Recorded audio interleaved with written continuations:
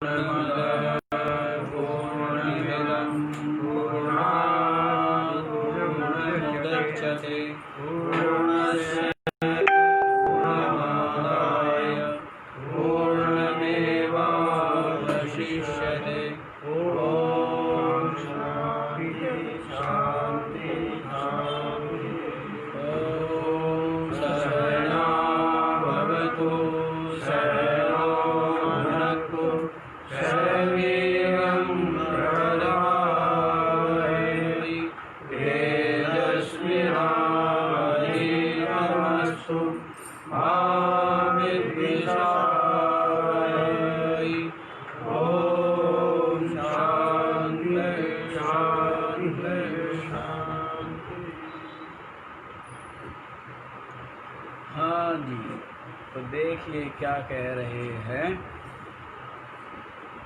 अर्जुन ने कहा कि आपके इस सौम्य मनुष्य रूप को देख करके अब मैं क्या हो गया हूँ, सचेतः संवृत्तः। अब मेरा जो चित्त है वो प्रसन्न हो गया और मैं अपनी स्वाभाविक जो प्रकृति है उसको प्राप्त हूँ। आपके सौम्य चतुर्भुज रूप को देख कर विश्वरूप दर्शन किया तो उसमें उग्र स्वरूप को देख करके क्या हुआ, भयभीत हो गया।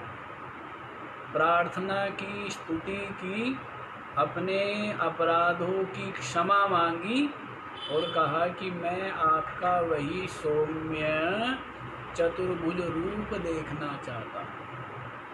तो भगवान श्री कृष्ण ने अपना जो कहा कि तू भयभीत मत हो, हैं, तू भय को प्राप्त मत होवे और किसी विमूढ़ भाव को भी प्राप्त मत हो और तू मेरा वही चतुर्भुज रूप देख। तो ऐसा कह करके चतुर्भुज रूप जब स्वीकार किया तो अर्जुन उसको देख करके कहता है कि अब मेरा चित्त प्रसन्न हो गया है और मैं अपनी स्वाभाविक जो प्रकृति है स्वभाव उसमें स्थित हो गया। तो अब देखिए 52 श्लोक। श्री भगवानुवाच सुदुर्दर्शमिदं रूपं दृष्टवानसि यन्मम देवाप्यस्य रूपस्य नित्यं दर्शनकाङ्क्षिणः। सुदुर्दर्शम् इदं रूपं दृष्टवान् असि यद् मम देवः अपि अस्य रूपस्य नित्यं दर्शनकाङ्क्षिणः। इदं रूपं सुदुर्दर्शम्। भगवान श्री कृष्ण ने कहा अर्जुन को, इदम यन मम रूपम त्वं दृष्टवानसि। ये जो मेरे रूप का तूने दर्शन किया है, त्वं दृष्टवानसि तूने देखा है, इदं रूपम सुदुर्दर्शम ये जो रूप है इसको देखना तो अत्यंत कठिन है। इस विराट विश्व रूप को देखना क्या है, अत्यंत दुष्कर है। और उस रूप को मेरी प्रसन्नता, मेरी कृपा, मेरे अनुग्रह और मेरी ही ऐश्वर्य योग सामर्थ्य से तूने जो देखा है ये सुदुर्दर्शन। यहाँ पर ये बतलाना अभीष्ट है, दृश्य तो है, दृश्य मतलब देखने योग्य है, लेकिन सहजता से देखने योग्य नहीं है। जो भी इस विश्व रूप विराट रूप को देखना चाहता है तो उसके लिए क्या है, विशेष तप, विशेष साधन समर्पण की आवश्यकता। इस बात को बतला दिया है कि इदम रूपम सुदुर्दर्शम, ये जो रूप है ये तो अत्यंत कठिन है इसको देखना, लेकिन त्वम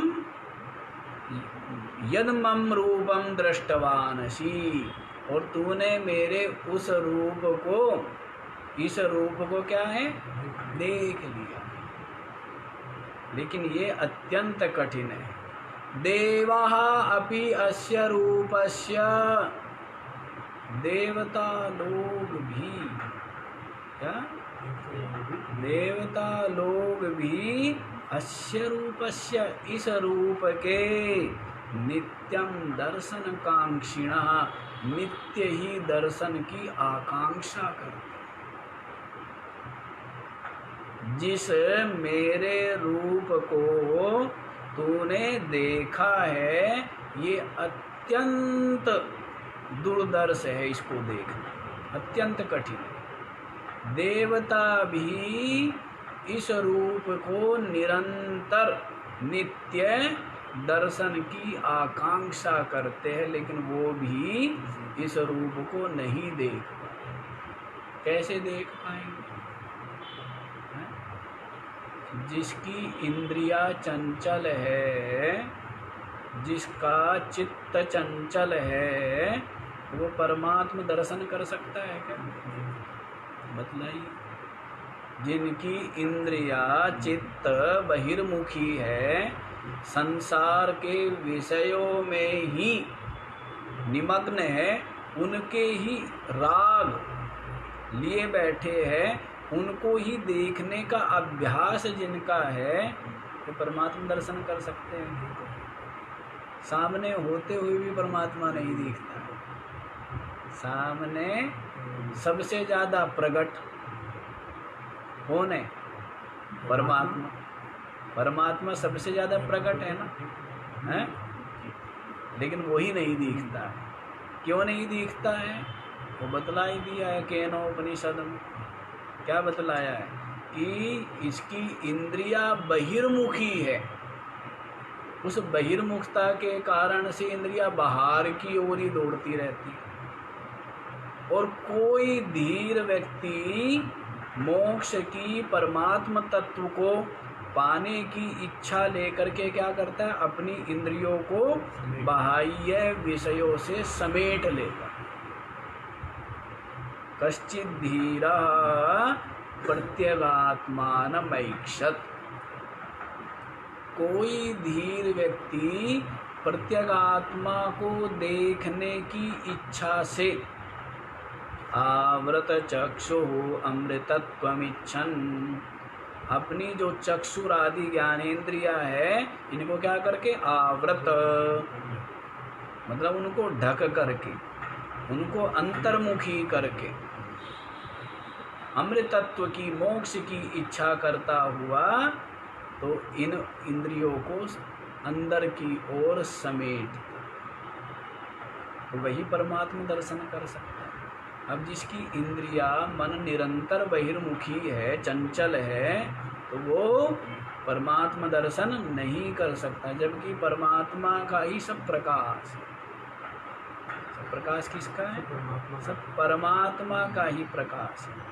उस परमात्मा के आधार से ही ये सूर्य धुरी में स्थित है, और ये जो नवग्रह है ये उसकी परिक्रमा कर रहे है ना।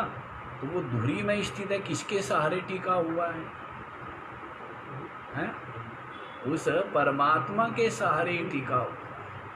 सब कुछ इसके सहारे टिका हुआ है। अब आप देखो, यूँ टिका हुआ है सूर्य, कहाँ जमीन नहीं, कुछ नहीं है, हैं? और ये सब के सब क्या है? उसके चारों तरफ घूम रहे, ना ऊपर हो रहा है ना नीचे हो रहा है, और या हो भी रहा हो पता भी क्या है। क्यों? ना तो ऊपर का पता है, ना नीचे का पता है, ना इधर का पता है, ना उधर का पता है। हो सकता है वो निरंतर सूर्य और हमारी पृथ्वी आदि सब नीचे को जा रहे हो, या हो सकता है ऊपर को जा रहे हो, या हो सकता है इधर को जा रहे हो, या हो सकता है। विचित्र है ना काम। यदि भौगोलिक दृष्टि से भी विचार करेंगे ना तो यही सिद्ध होगा कि ये जो सृष्टि है संकल्प मात्र स्वप्न सदृश ही है। यही सिद्ध होगा। उस दृष्टि से भी विचार करना चाहिए। कैसे टिके हुए तो ऐसे भास रहे, ऐसा भास। तो देखो यहाँ पर ये बतलाया है कि देवता लोग भी इस मेरे रूप को देखने की निरंतर आकांक्षा करते हैं पर नहीं देख पाते, क्योंकि देवता क्या है? स्वाभाविक रूप से बहिर्मुखी है।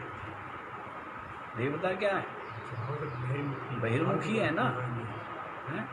तो उनका बहिर्मुखता का स्वभाव है। उनकी इंद्रियां निरंतर चंचल, निरंतर बहिर्मुखी रहती है। लेकिन जो अंतर्मुखी इंद्रिया है, जिसकी इंद्रिया और चित्त स्वाभाविक रूप से शांत हो गया है, पहले प्रयत्न करना होता है। पहले क्या है? प्रयत्न करना, प्रयास करना। लेकिन जब असारता, राग निवृत्त हो गया, पूरी तरह से राग निवृत्त हो जाना, वस्तु छूटना अलग चीज है, और उस वस्तु का राग छूट जाना वो वास्तविक चीज है। वस्तु तो छूट जाती है, लेकिन उसका वस्तु का प्रियता अपने चित्त में बनी रहती है ना।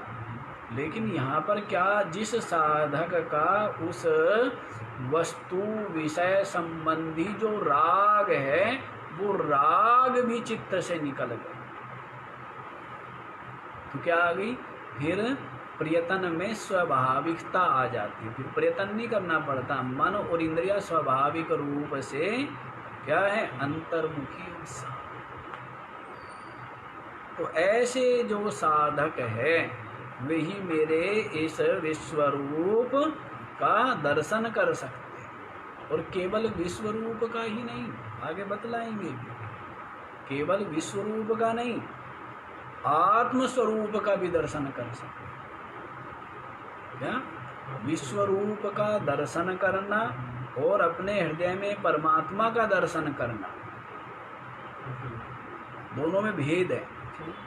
विश्वरूप दर्शन तो बाह्य है, और अपनी आत्म रूप से परमात्मा का दर्शन करना यही परम पद, यही मुक्ति है। बतलाएंगे इसमें, आगे आ रहा है दोनों अध्यायों की संधि में ये बात।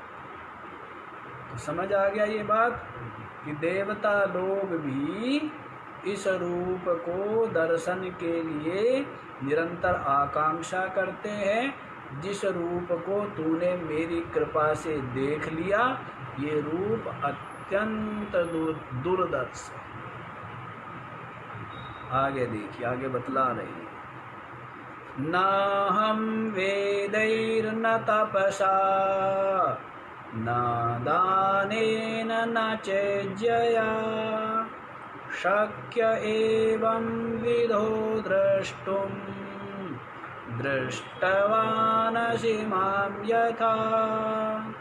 न अहं वेदैहि न तपसा न दानेन न चेज्जया शक्यः एवं विधः द्रष्टुं दृष्टवान् असि मां यथा।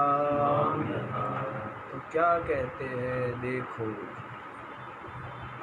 ना अहम वेदैहि, मैं वेदों के अध्ययन या वेदों के पाठ के द्वारा जिस प्रकार से तूने मुझे देखा है, इस प्रकार देखा जाने योग्य नहीं।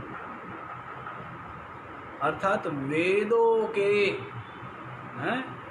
बड़े बड़े पाठ से भी जिस प्रकार तूने मेरा दर्शन किया है, इस प्रकार मेरा दर्शन करना संभव। अहम ना वेद ही, वेदों के द्वारा भी नहीं, और ना तपसा, और जो बतलाए थे ना आपको पहले भी, चांद्रायण आदि जो व्रत है, जो उग्र तप है, तो ऐसे उग्र तप करने से भी मेरे को नहीं इस प्रकार इस रूप में देखा जा सकता। न दानेना, और न बड़े बड़े दान से, क्या बड़े बड़े दानों के द्वारा भी मैं इस प्रकार नहीं देखा जा सकता। न चेज्यया, और जो यज्ञ अनुष्ठान है या पूजा है, अर्चा या जो यज्ञ अनुष्ठान है, इनके द्वारा भी मैं नहीं देखा जा सकता। तो क्या ये सब निष्फल है क्या? है भाई, वेदों का अध्ययन या पाठ या तप या दान या अर्चना पूजा आदि, ये सब क्या व्यर्थ है क्या? कहीं व्यर्थ नहीं है, ये सार्थक ही है। इसलिए है हृदय को निर्मल करने के, इसलिए कैसे सहायक है, ये चित्त को विशुद्ध कर देते। स्वार्थ मोह, ये जो कालीमा है, ये गलित हो जाती है। चित्त की जो चंचलता है, जो राग द्वेष है, जो काम क्रोध आदि है, ये सब क्या हो जाते हैं, ये सब गलित हो इन साधनों के द्वारा। पीछे बता ना, आगे आएगा कि यज्ञ दानम तपश्चैव पावनानि मनीषिणा। यज्ञ दानम तपश्चैव न त्याज्यम कार्यमेव तत्।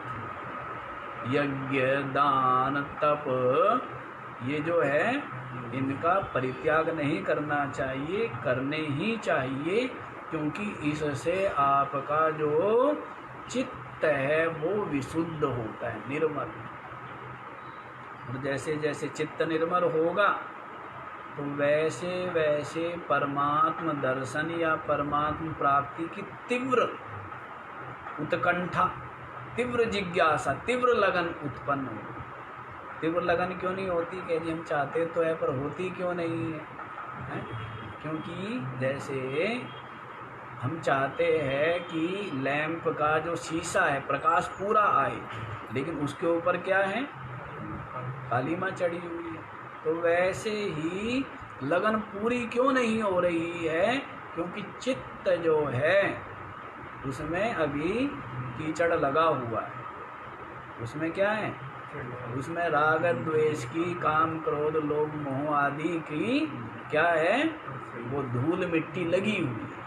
इस कारण से जो लगन होनी चाहिए वो लगन नहीं हो पाती है ना, इस तरह से।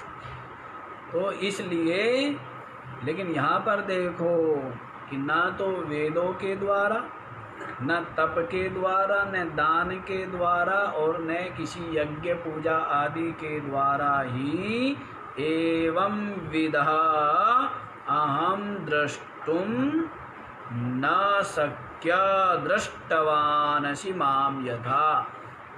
असी, जिस प्रकार से तुमने माम यथा दृष्टवान, जिस प्रकार से तुमने मेरे को देखा है, एवं विधा, इस प्रकार से अहम द्रष्टुम न शक्य, मैं देखा जाने योग्य नहीं हूँ, अर्थात मुझे नहीं देखा जा सकता।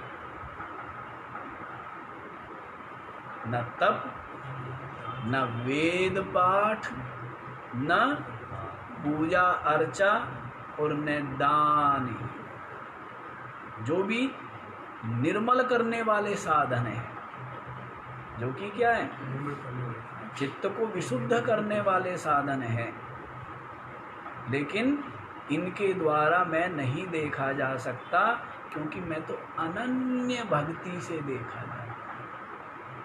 क्या वो अनन्य भक्ति कैसे होगी? जैसे जैसे चित्त निर्मल होगा, विषयों का जो आसक्ति है, राग है, वो गलित होगा।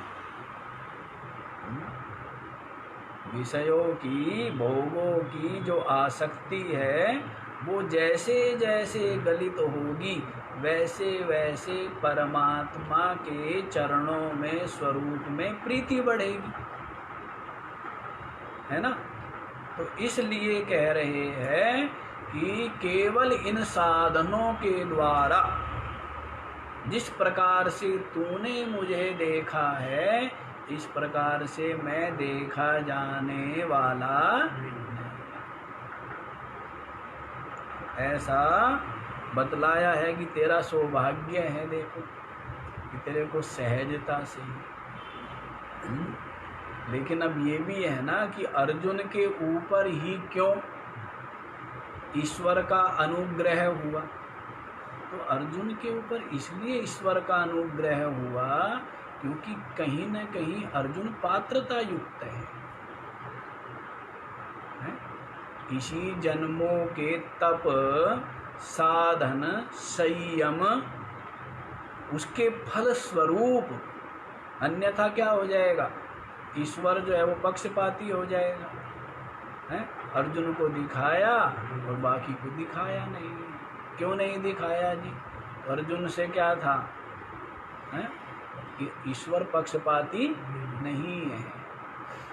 अर्जुन के अंदर पात्रता है, तप है, संयम है, साधना है, सरलता है। इस कारण से अर्जुन पात्र है, अन्यथा सबके सामने ही था, देख लेते ना, किसने मना किया है? पर देखने में समर्थ, हाँ, जिनके ऊपर साथ साथ कृपा है।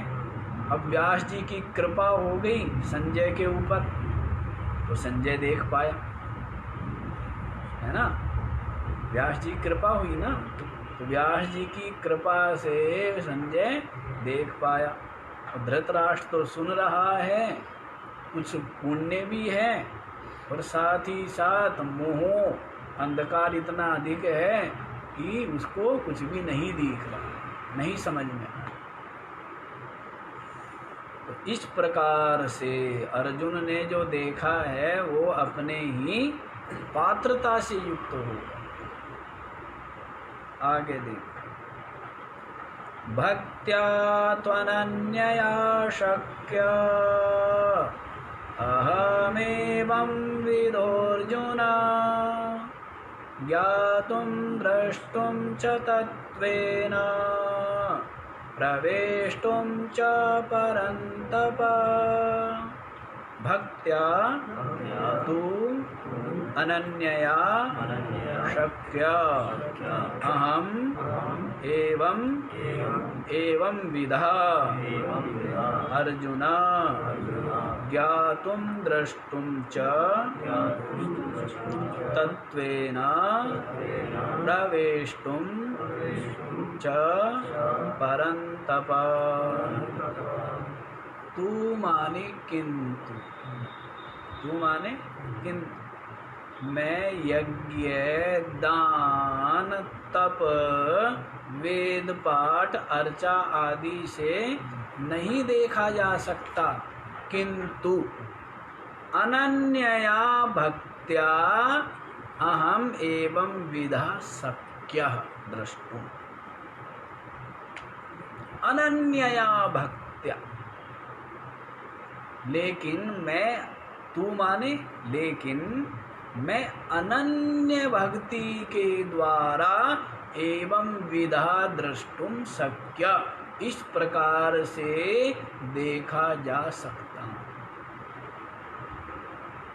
किससे? अनन्य भक्ति के, जिसका चित्त ने अन्य अवलंबन का, अन्य सहारे का परित्याग कर दिया।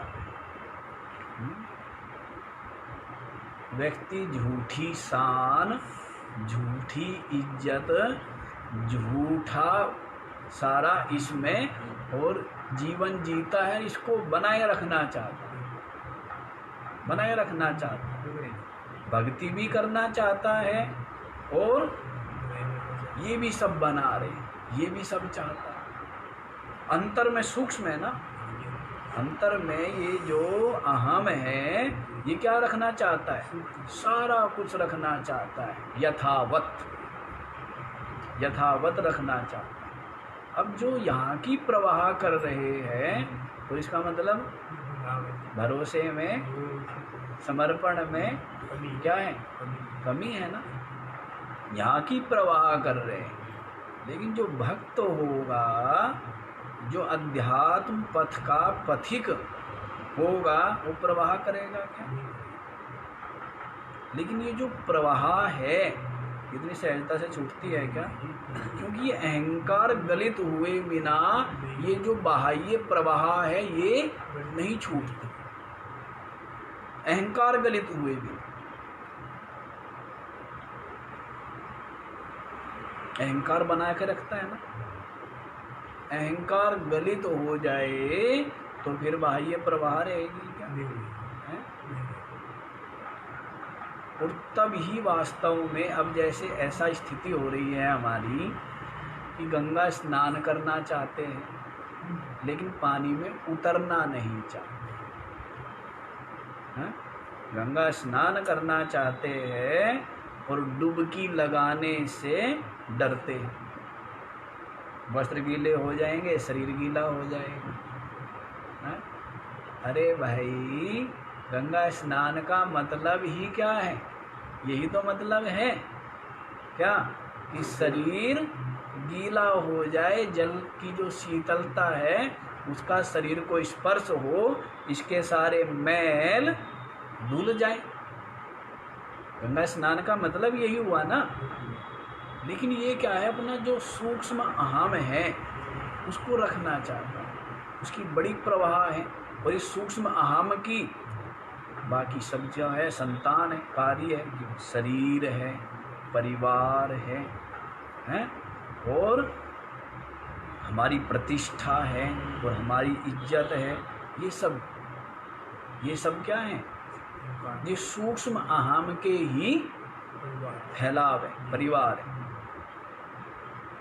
तो ये गलित होता नहीं है, तो उसको अनन्य भक्ति नहीं कही, अन्य सहारे पकड़े हुए हैं। देखो समय की बात देखो और मीरा की बात देखो, ऐसा समय प्रवाह नहीं, क्या मैं महारानी हूँ, राजमहलों में पली हूँ, बढ़ी हूँ, कहाँ भोजन मिलेगा, कहाँ वस्त्र मिलेंगे, कहाँ ठिकाना मिलेगा, क्या होगा क्या नहीं होगा, सोचा। लगन, परमात्म दर्शन, परमात्म प्रीति, भक्ति की, अनुराग की लगन, कोई प्रवाह नहीं है ना। तो सारा कुछ गलित तो हो गया। बाह्य जो बनाया हुआ है ना, ये आवरण बनाया हुआ है, क्या बना हुआ है, आवरण बनाया हुआ है, और इस आवरण को प्रयोग करता है, इस आवरण में ही सुरक्षित रहना चाहता है ना। ये मैं मेरे का, यश प्रतिष्ठा इज्जत का, ये सब आवरण है। साधु का मतलब क्या है, साधु का मतलब ही है जिसका अहंकार गलित हो गया। लेकिन आज के समय में भेद है। भेद क्या है, साधु उसी को माना जाता है जिसकी बड़ी बड़ी दीवारें खड़ी हो, अहंकार की, यश की, प्रतिष्ठा की, इनकी सब दीवारें, इनमें दीवारों में जो है, तो उसको क्या माना जाता है? बड़ा महात्मा। जिसकी दीवार नहीं गिरी, इस बात का साधु।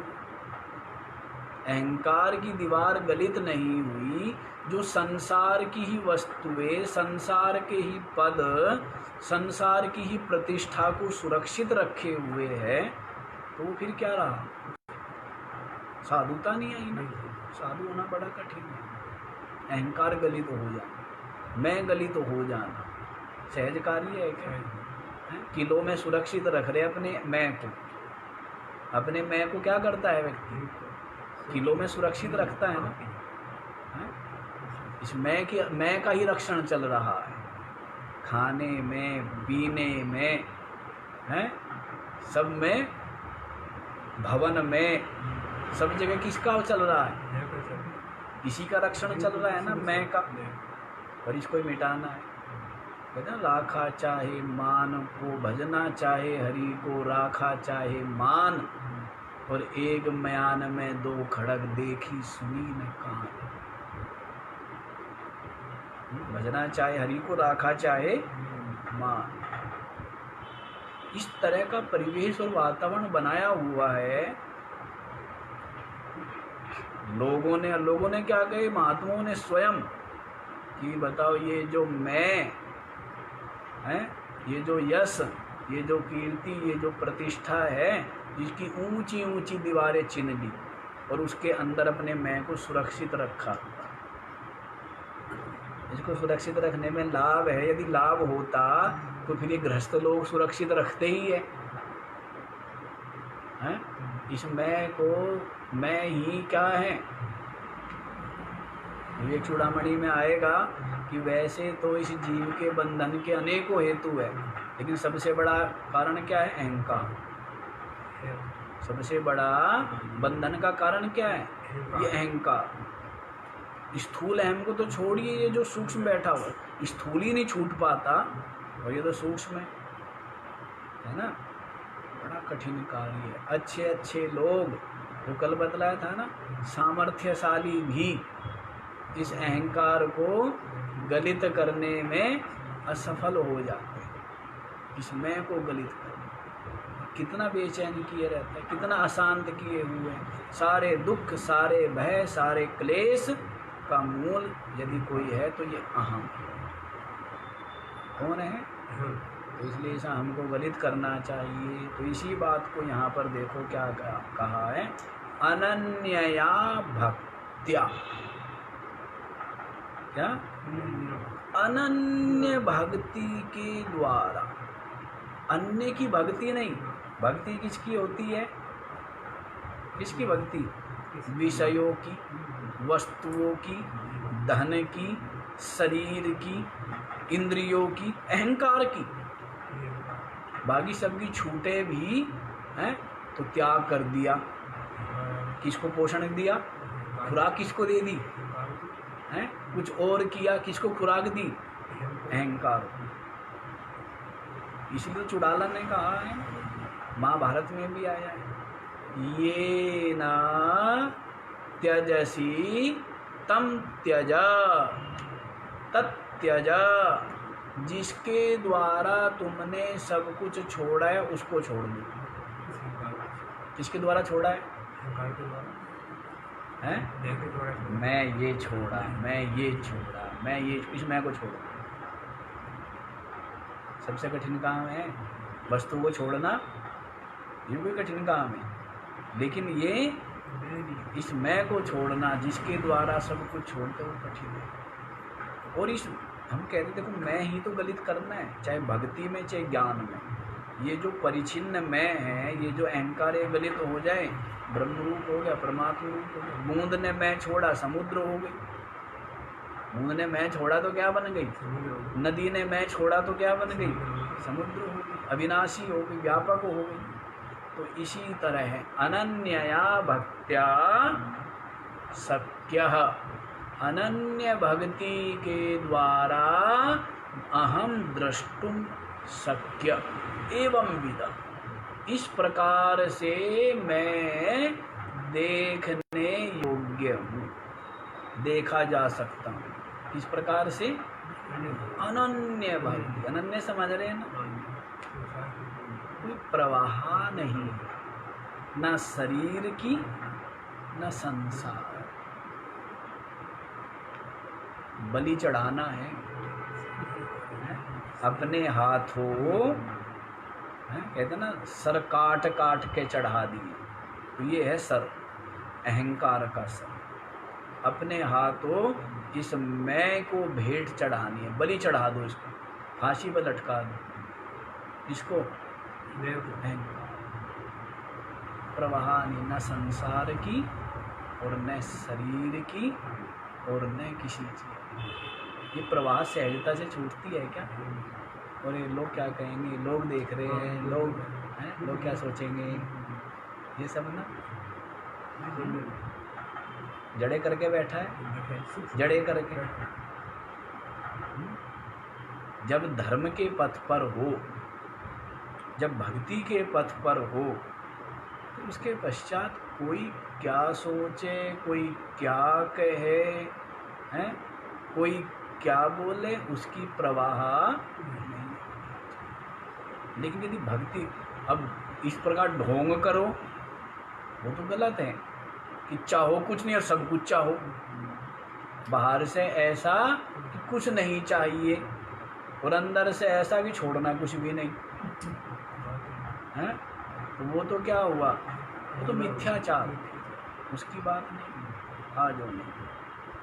अनन्यया भक्त्या अहम एवं विधा शक्य। अनन्य भक्ति के द्वारा हे अर्जुन मैं इस प्रकार देखा जा सकता हूँ। अनन्य भक्ति, अनन्य। अब इस अनन्य भक्ति में क्या क्या कहा जाए? सभी कुछ तो आ गया, सारी आपकी साधनाएं आ गई, सारा आपका जप तप संयम साधना, बोलते हैं ना, जप तप संयम साधना सब सुमिरण के माही। इस प्रकार का यदि सुमरण है कि जहाँ अहंकार गलित हो गया और केवल परमात्म चिंतन हो रहा है, न शरीर न अहम और न किसी इज्जत, किसी चीज की प्रवाह नहीं है। इस प्रकार के सुमरण में जप भी आ गया, तप भी आ गया, व्रत भी आ गया, संयम भी आ गई, साधना भी आ गई, सारे के सारे जो है साधना। अनन्य तो क्या करनी चाहिए? लेकिन आप तो भक्ति बीच बीच में कहना ये भी कर लेते हैं जी, थोड़ी देर वो भी कर लेते, थोड़ी देर वो भी कर लेते, थोड़ी देर वो भी कर लेते, सारा कर लेते। इसका मतलब क्या है कि आप शरीर से या इंद्रियों से यथा योग्य व्यवहार न करें, ऐसा भी नहीं है। लेकिन आपकी भक्ति, आपकी प्रीति, आपका अनुराग, आपका चित्त निरंतर, क्या निरंतर माने अंतर से रहित होकर परमात्म चिंतन में लगा रहे। क्या भक्ति हो, क्या ज्ञान हो, दोनों जगह क्या चाहिए? निरंतरता चाहिए। क्या चाहिए? निरंतरता चाहिए। यदि अंतर बीच बीच में, बाह्य वृत्ति बीच बीच में व्यवधान डाल रही है, आया है ना पीछे कि वो अनात्माकार वृत्ति के तिरस्कार पूर्वक, अनात्माकार वृत्ति के तिरस्कार पूर्वक आत्माकार वृत्ति का निरंतर प्रवाह, इसी को निधिध्यासन कहते हैं और इसी को भक्ति कहते हैं, इसी को ध्यान कहते हैं। समझ आया? अनात्माकार जो वृत्ति है, पीछे यहाँ भी आया था ना, क्या बतलाया था? यहाँ पर आया था कि जो विरुद्ध वृत्ति है उसके व्यवधान से रहित सजातीय वृत्ति का निरंतर प्रवाह, इसी का नाम ध्यान है, इसी का नाम निधिध्यासन है, इसी का नाम भक्ति है। इसी का नाम क्या है? इसी का नाम ध्यान भक्ति। इसलिए प्रवाह मत करो, हैं? बहुत प्रवाह करते करते तो यहाँ आए, अब प्रवाह करने की जरूरत नहीं है। नहीं कि ना गोपी चंद ने, ना भर्तृहरि हरि ने, ना मीराबाई ने, ना अन्य और किसी संतों ने प्रवाह की है, तो केवल अपने कल्याण और उसके लिए परमात्म चिंतन, परमात्म प्रीति, भक्ति की प्रवाह। तो अनन्यया भक्त्या शब्द बहुत सहज है, लेकिन इस प्रकार सारी साधनाओं का वो है। ये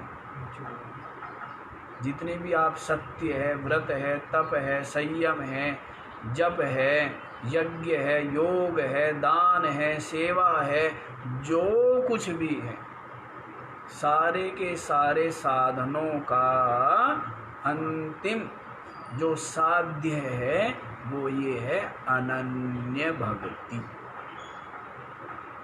वही ज्ञान में लगेगी, वही भक्ति में लगेगी। भक्ति केवल क्या हो रही है यहाँ? भक्ति में किसी सगुण का, साकार का भजन कर रहा है मैं को गलित करके, और ज्ञान में क्या होता है? अपनी आत्मा का ब्रह्म रूप से चिंतन करता है, इस परिचिन्न में जीव भाव को गलित करता है। बात एक ही है, अनन्य भक्ति। क्या? अनन्य भक्ति के द्वारा मैं इस प्रकार देखा जा सकता हूँ। हे अर्जुना, अर्जुन संबोधन फिर दिया है, परंतपा ज्ञातुम द्रष्टुम च तत्वेना प्रवेष्टुम च। अनन्य भक्ति के द्वारा ही हे परंतप मैं ज्ञातुम मतलब ज्ञातुम शक्य, जाना जा सकता हूँ, द्रष्टुम शक्य, देखा जा सकता हूँ, तत्वेना च प्रवेष्टुम शक्य, और तत्व रूप से प्रवेश किया जा सकता। समझ आया क्या कहा है? हे परंतपा, हे शत्रुओं को तपाने वाले अर्जुन, दूसरों को तपाना सहज है, लेकिन अपने इस मैं को तपा के गलित करना क्या होता है? दूसरों को डराने से तो मैं और बढ़ता है ना, लेकिन अपने मैं को तपा करके गलित कर देना ये कठिन कार्य है। इसलिए परंतपा नहीं होना, क्या होना है? स्वयं तपः। क्या होना है? हाँ, अपने मैं को गलित कर दिया है। तो हे परंतप अर्जुन, एवं विधा ज्ञातुम या अनन्यया भक्त्या ज्ञातुम अहम शक्य। अनन्य भक्ति के द्वारा मैं जाना जा सकता हूँ, अनन्य भक्ति के द्वारा मैं देखा जा सकता हूँ, और अनन्य भक्ति के द्वारा ही तत्व रूप से मेरे में प्रवेश पाया जा सकता। समझ आया? तो तत्व से प्रवेश का मतलब क्या है? तत्व से प्रवेश का मतलब ये है कि जो सगुण भक्त है, पहले वो मेरी भक्ति के द्वारा क्या करेगा? मुझको प्राप्त हो जाएगा, और मैं उसको जो वास्तविक तत्व है, निर्गुण निराकार परमात्म तत्व, उसका उपदेश करूँगा, या उसका ज्ञान जब उसको मिलेगा, पीछे बताया था ना, ददामि बुद्धि योगम तम येन मामुपयान्ति ते। पहले वो उपासना आदि करके अपने हृदय को निर्मल बना लेंगे, समस्त राग आसक्ति से रहित कर लेंगे, तब मैं उनको क्या दूंगा? बुद्धि योग दूंगा, ज्ञान योग दूंगा, जिसके द्वारा वे मेरे यथार्थ आत्मस्वरूप को प्राप्त करें। तत्वेन प्रवेष्टुम, तत्व से प्रवेश करने में शक्यः, समर्थ हो सके। तो इनका तीनों का कारण क्या बतला दिया? अनन्य भक्ति। क्या बतलाइए?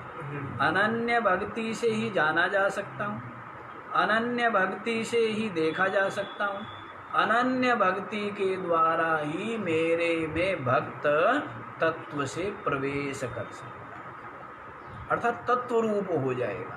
क्या हो जाएगा? तत्व रूप हो गया। तो तत्व रूप हो गया तो क्या हो गया? वो परमात्मा रूप हो गया। क्या हो गया? अभी आप शरीर रूप बने हुए हैं ना, हैं? इसलिए जन्मते मरते हो, इसलिए क्लेश पाते हो। और तत्व रूप क्या है? कि मैं आत्मा हूँ। ये क्या हो गया? ये जो निश्चय है, ये जो अनुभूति है, ये जो निष्ठा है, ये क्या हो गया? आप तत्व रूप हो गए। और तत्व रूप हो जाना ही क्या है? मोक्ष है, मुक्ति। तो आगे देखो,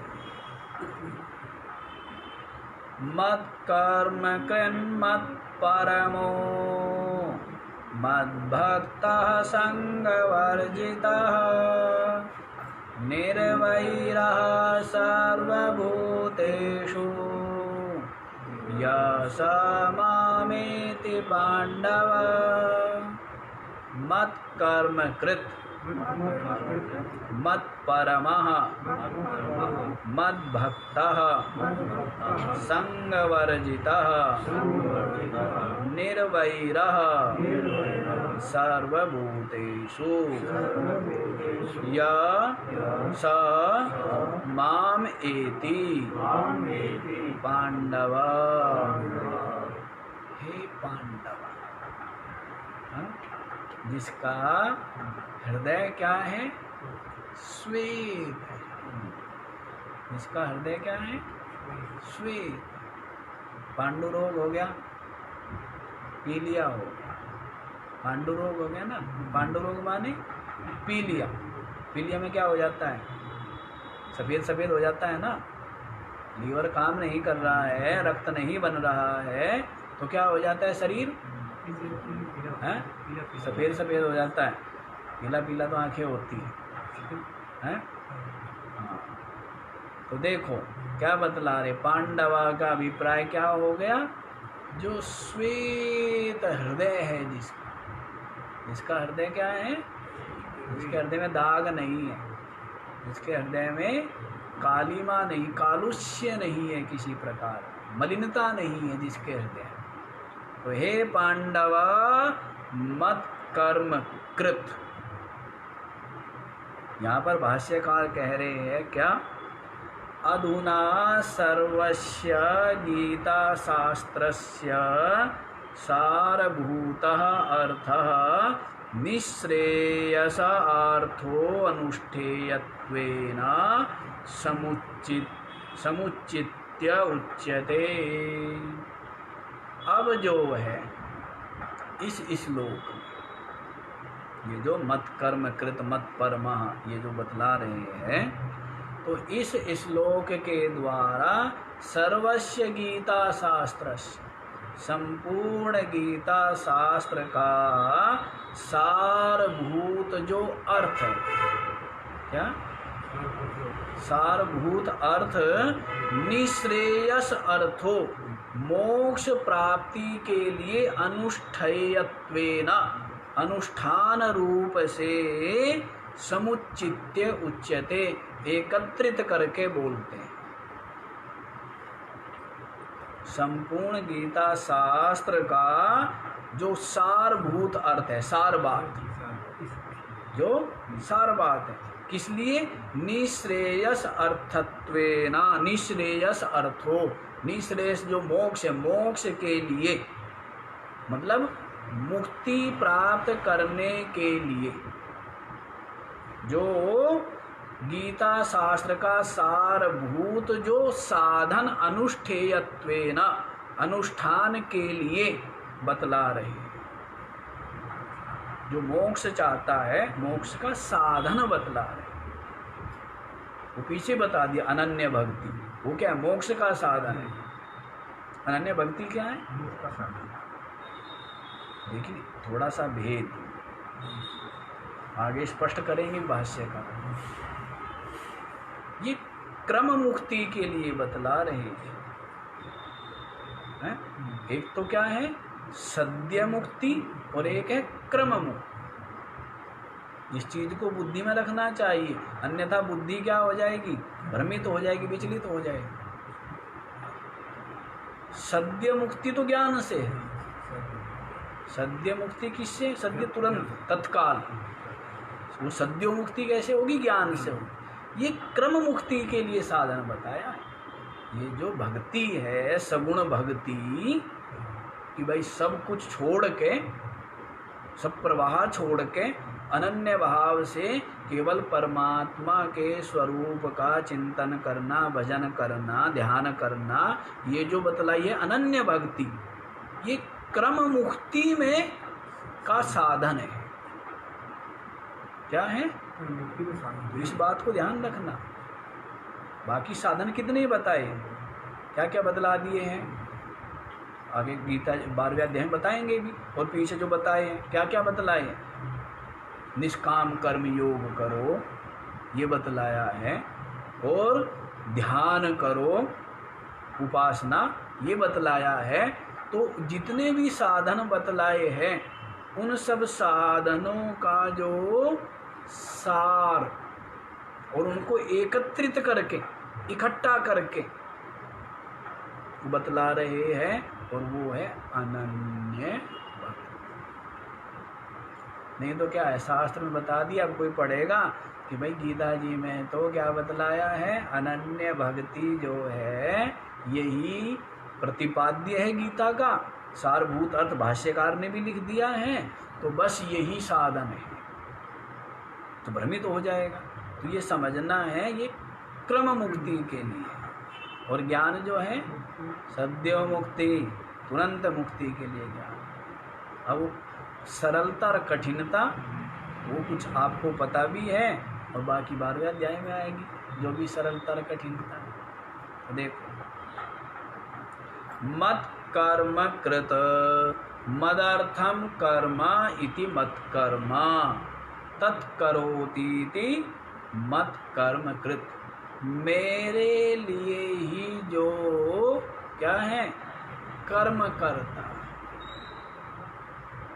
मेरे लिए ही जो कर्म करता है। जैसे नौकर किसके लिए कर्म करता है? मालिक के लिए कर्म करता है। तो वैसे ही जो भक्त है वो किसके लिए कर्म करता है? मेरे लिए कर्म करता है, मुझ ईश्वर के लिए कर्म करता है। उसको न कर्म से संबंध न कर्म फल से संबंध,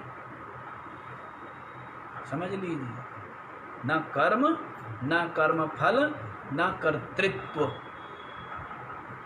ईश्वर कर्तापना होता है क्या नौकर में कि मैंने किया है? वो जो भी अच्छा हुआ है बुरा हुआ है सबकी दृष्टि में वो मालिक है। भाई वो बड़ा अच्छा बनाता है, वो जो व्यक्ति है वो बड़ा अच्छा बनाता है मिठाई, जबकि वो कभी भट्टी पे बैठता नहीं है, कभी कढ़ाई पे बैठता नहीं है, बनाने वाले कर्मचारी है। लेकिन बोला क्या जाता है कि भाई वो जो विश्वम्भर है वो बड़ा अच्छी मिठाई बनाता है। तो बनाते नौकर हैं पर बनाते किसके लिए हैं? मालिक के लिए। तो जो भी प्रतिष्ठा होगी या अपयश होगा किसका होगा? वो मालिक का होगा।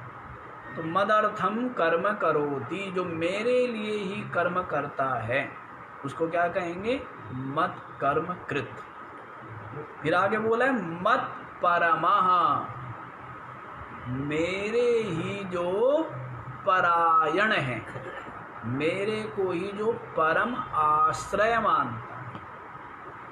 अच्छा ये देखो, नौकर जो है वो मालिक के लिए कर्म जरूर करता है पर वो मालिक को प्राप्त करना नहीं चाहता है। या मालिक मर करके शरीर छूट करके वो मालिक में मिल जाएगा क्या है? मालिक नहीं बनेगा ना वो। मतलब उसका उद्देश्य अपना मालिक जैसा बनना नहीं है, वो मालिक के लिए कर्म कर रहा है, मालिक की प्रसन्नता हो इसलिए भी कर्म करता है, लेकिन उसका जो गंतव्य है वो क्या है? मालिक है क्या? उसका गंतव्य मालिक नहीं। लेकिन भक्त में और यहाँ भेद है। भक्त जो है वो मेरे लिए कर्म भी करता है और मेरे को ही अपने जीवन का अंतिम लक्ष्य बनाता है। मेरे को प्राप्त करना है, मेरे को प्राप्त करना ही उसका क्या है? अंतिम लक्ष्य है। इसीलिए मत परमः, मैं ही जिसके लिए परम आश्रय हूँ। मद भक्तः, और क्या है? मेरा ही जो भक्त है, निरंतर मेरे ही चिंतन में जो लगा हुआ, किसी वस्तु का भक्त नहीं है। किसका भक्त है? मेरा ही जो भक्त है। संग वर्जिता, क्या है? जो आसक्ति से रहित है। स्त्री पुत्र धन आदि की आसक्ति से जो किसी की का भी राग जिसके हृदय में नहीं, उसको क्या कहेंगे? संग वर्जित। क्या कहेंगे? संग, राग नहीं। क्योंकि जो रागी होगा वो भजन कर पाएगा क्या है? जो रागी होगा वो भजन कर पाएगा? वो तो भजन किसका करेगा? जिसका राग उसके चित्त में, उसी का तो भजन होता है ना। तो उसको प्रीति परमात्मा में नहीं है, उसकी प्रीति किसमें?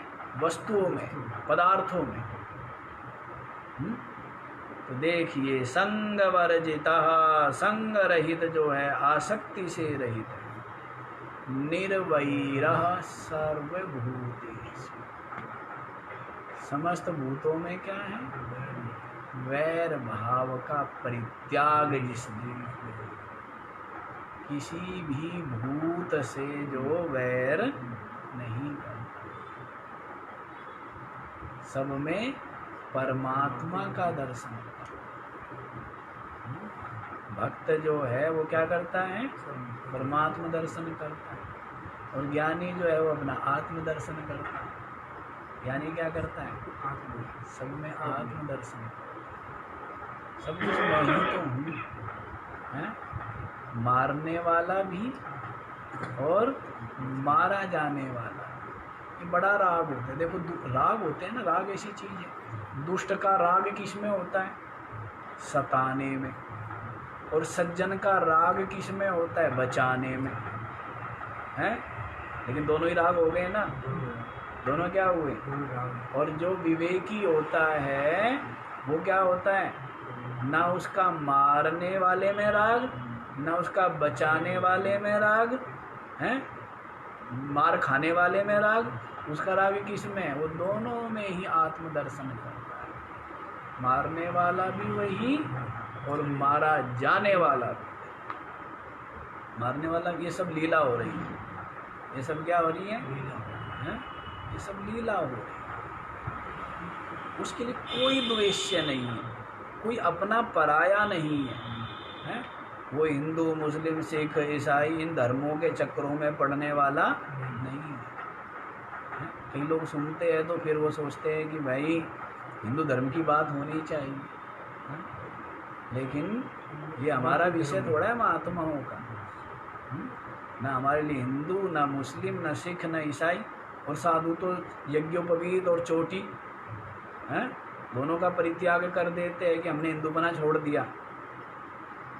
हमने क्या कर दिया? हिंदू की निशानी क्या है? यज्ञोपवीत और चोटी, तो दोनों छोड़ दी। इसका मतलब क्या है? महात्मा हिंदू नहीं, उसके लिए बोला गया आश्रमातीत। क्या बोलते हैं साधु के लिए? और अतीत अतीत वो तो बड़ा बोलते हैं बाबा काली कमली वाले, उनका शब्द है ना बार बार यही अतीत शब्द है।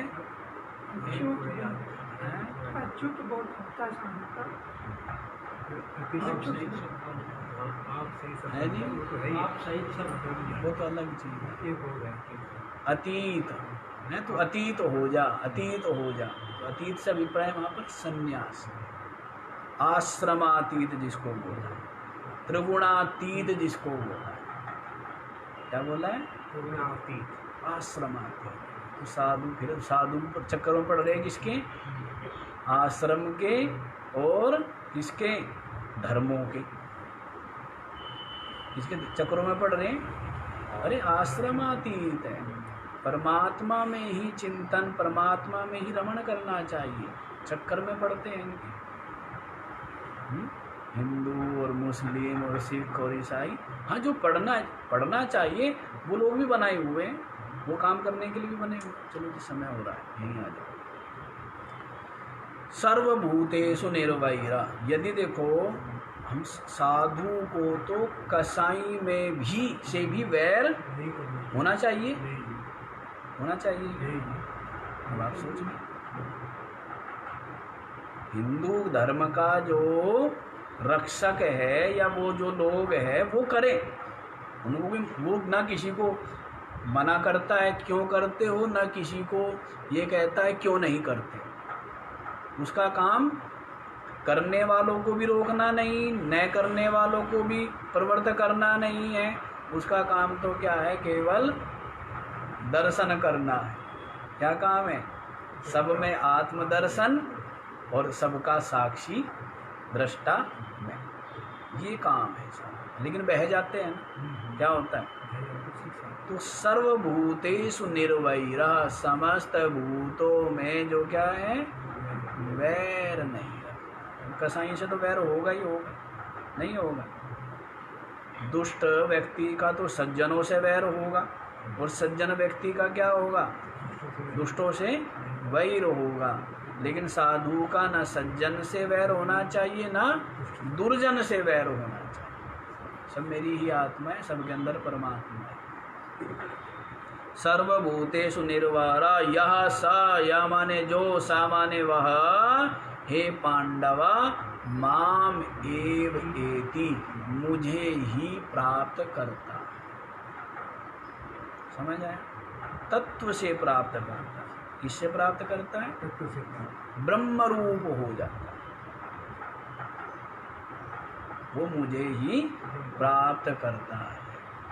तो इस प्रकार से इसका स्पष्ट हो गया, मेरे लिए ही जो कर्म करता है, मेरे ही जो परायण है, मेरा ही जो भक्त है, और जो आसक्ति से जो रहित है।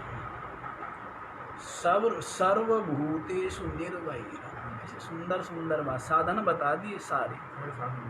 मेरे लिए कर्म, मैं ही परम अयन, मेरा ही भक्त सेवन करता है, मेरा ही चिंतन करता है, और आसक्ति से रहित, और किसी भी भूत से वैर नहीं। बचाने वालों में क्या होता है? बचाने वालों में राग हो जाता है, नहीं होता है? मारने वाले से द्वेष और बचाने वाले से, लेकिन वो भी भक्ति नहीं हुई, कोई भक्ति नहीं है। इससे भी ऊपर उठो। सर्वभूतेषु निर्वैरः, समस्त भूतों से निर्वैर जो है, या माने जो, स माने वह, हे पांडवा माम एति, मुझे ही प्राप्त होता है, मुझ परमात्मा को प्राप्त कर लेता है। और यही तो लक्ष्य है, यही क्या है? यही लक्ष्य है, यही हम सबका लक्ष्य है। तो इस प्रकार से ये 11 जो अध्याय है वो पूर्ण होता है जी, जिसमें विश्वरूप जो दर्शन है वो अर्जुन को प्राप्त हुआ है। तो पहले वाला अध्याय विभूति योग था, उन विभूतियों का ही इस वाले अध्याय में क्या है? दर्शन किया है। अब आगे 12वां अध्याय भक्ति योग वाला है और इसमें आपको ज्ञान और भक्ति और उसके जो साधन हैं उनके विषय में सुनने को मिलेगा। इसका विचार कल पूर्णमदे पूर्णमिदं पूर्णात् पूर्णमुदच्यते पूर्णस्य पूर्णमादाय पूर्णमेवावशिष्यते।